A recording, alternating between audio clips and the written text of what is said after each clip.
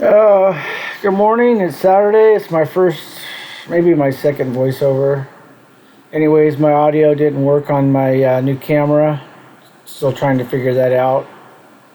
Anyways, as you can tell, we got a demo going here. We got an EOL end of life floor. Been sanded pretty hard in a lot of areas, especially next to the walls. Nails were starting to show, and as you can see here, the ends were getting really thin. Somebody might have sanded out some urine stains. Dogs tend to pee on the walls by rugs, so it was like that throughout the floor. I just let the customer know it wasn't worth lacing in a 12-foot section of floor into this old floor. Just wasn't worth it. And it was only like 40 square feet we were lacing in, but it didn't make any sense to lace it in and then sand it down to match this old floor. So they trusted me, and as you can see, it's coming up. So I'm going to step out here and we're going to head out onto the deck, get some sunshine, get some fresh air moving in there. A little dusty, and I just need an excuse to take a break. I'll let Edgar, he's in there tearing that up. I'm going to take a break and look out here. These people got a really nice home. They bought it a couple years ago, and got an okay view of the cove. Really pricey place to live, but nice. A lot of Google people. Sorry there, my voiceover got cut off. This video and the way they do stuff on the SD card, after so many minutes it formats a new file. So anyways, we're going to do a couple of these. Got like 12 of them, but we're only going to do a few here. Nice little cove these people live on. Pretty much putting new flooring throughout the house. I got a nice little deck out here. So we're going to get back inside here. As soon as I learn to do a little bit of music in the background, I'll add that. But for right now, we're just going to keep it simple and learn how this goes. That's my post hole digger stick over there. Anyways, they work really well. They're not really sharp. They get into the wood and just pop it up. They're heavy, weighs about 25-30 pounds. Slinging it into that wood pops it up pretty easy. The key is cutting it into 1-foot strips and setting the depth of the saw right. You don't want to cut into this old 1x6 subfloor. Deflects a lot, so you want to make sure you just cut that hardwood just a little bit above the bottom. Alright, got interrupted again. I'll get better at this, guys. Maybe, I don't know. I don't care. Anyways, where are we at? Oh, okay. There was a repair next to this wall, probably 2.6 by 8, and they used staples to do this repair. And I'm telling you, whoever did this repair, the repair was okay, but the wood they installed on top, look at that. Look at that. There's 1 foot, and there's 5 staples. Yeah, so somebody not knowing what they're doing, you know. The old timers here, the old floor, it was 1 steel casing nail every 16 inches on the joist. If they needed to, they threw a couple hard steel casing nails at a butt joint if they needed to. Yeah, so this little 2.6 by 8 foot section will probably take longer to tear out than the whole other rest of the floor. Anyways, I just get irritated when people are out there doing stuff they shouldn't be doing. You know, and the only reason you put too many staples in a floor is when you don't know what you're doing. So more is better, right?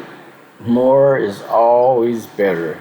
But, you know, I don't know. I guess I was lucky to learn by the old timers. So I didn't have to learn a lot on my own. So anyways, this clip's gonna end. We're gonna end up at another clip here in a few seconds, and we'll start then again. Alright, here we go. We're getting to the end of getting most of it tore up. I got that other section tore out. Working along a wall here.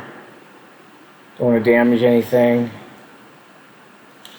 Typically you want to be stepping on that board before you're pulling it up, standing up. I'm getting a little tired here. I'm on my knees.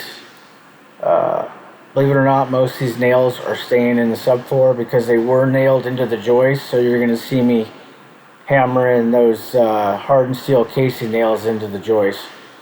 No sense pulling them up. They're all in the joist, so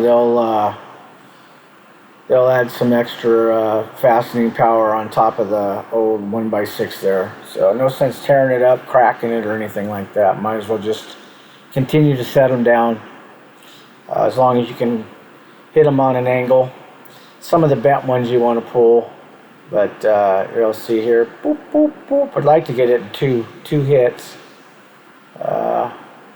Sometimes I can get it in one, but I'm getting a little older. My wrist's getting a little sore, tired out. So yeah, you can see me just hitting here, taking my time. Some of them are bent already and I'm trying to set them.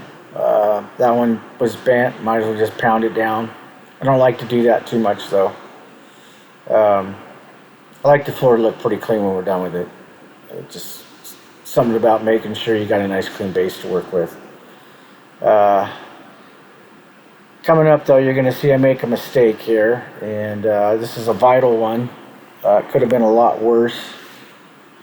But it wasn't. Again, when you're pulling up on wood, you want to make sure you're, especially prying on it, that you got your foot on top of it. The same mistake has happened before, and so you know, I know better. So it's coming up here. We're just gonna keep doing this voiceover until we get there. I'm just pounding some nails, taking a little break. I'm tired of pulling wood up. So one hammer, that one was bent. Oh, 2 hits, 4 hits. 1, 2, 3, 4, 5. 1, 2, 3. 1, 2, 3. 1, 2, 3, 4, 5, 6, 7, 8, 9, 10. Bent one, gotta pull it out. I'm getting close to the wall here. I don't want to hit the back of the hammer into the wall. Look at that. Stretching. I'm gonna get down here. I gotta get this last board out here, and these nails are, as the way you can tell that I've been hammering them, they're angled towards the wall. So to get this last board out without damaging the wall, I gotta pull it to me a little bit. So I gotta get some of those nails out. I was talking to Edgar there about, I got this little rubber grip that I molded onto the end of my hammer. I bought them at grizzly.com. They were on a special, and I picked up like 20 of them for like $5. You stick them in boiling water, let them sit for 30 seconds, pull it out, wrap it on your hammer. They've got this netting you stick on it, and then you're supposed to grab it and form it to your hand. Well, make sure you're using some rubber gloves before you grab that thing. Oh, boiling water. Yeah, first time I did it was, I didn't burn myself, but it was hotter than I expected. So anyways, but it's worked well, especially when your hands get sweaty. I got it on a couple of my ball peen hammers that we use to set old subfloor nails. Rather than using a hammer, hammer will just bounce up. But if you're using a ball peen hammer to set old sub 4 nails, the rounded end really sets that nail well. Doesn't bounce or anything. So that's a tip for you guys out there. If you're using a hammer to set nails, use a ball peen hammer. I think the one I got's a 12 pound, 16, no, 16 ounce. I don't know. Anyway, it's a pretty heavy one. So you don't have to be swinging it too hard. It does a lot of the work for you. And being that the round head really focuses that inertia onto a certain point. So again, it's not flat and it bouncing back up to you. So your energy's getting used well. So we're getting to the end here, guys. It's going to be all I'm going to post for this day.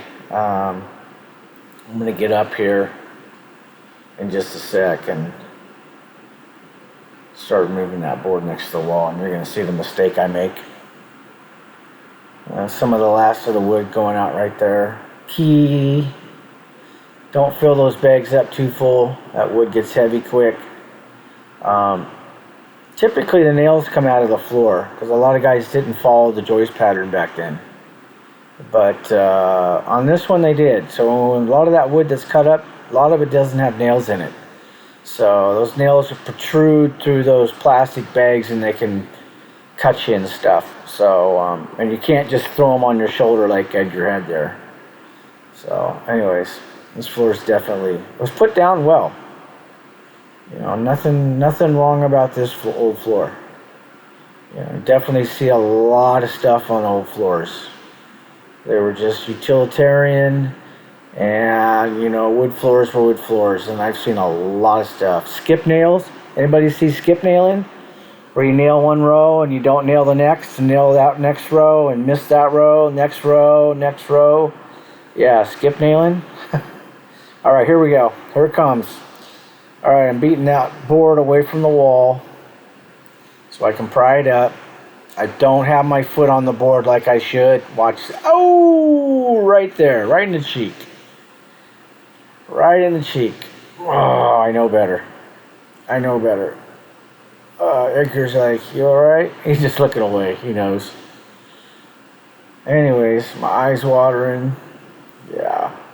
Should have had safety glasses on. But anyways, I got glasses on. Prescription. But I'll waddle around here and figure it out. And my eyes watering a little bit. I can feel it stinging. I don't want to look at it. Don't want to look at it. I've already checked. I'm not bleeding. I'm not bleeding, so it can't be that bad. I'm trying to just make sure I can see. That's all I'm worried about. Yeah, frustrated. Yep. I'm going to come over to the camera. Yeah, I'm alright. Yeah, I'm alright.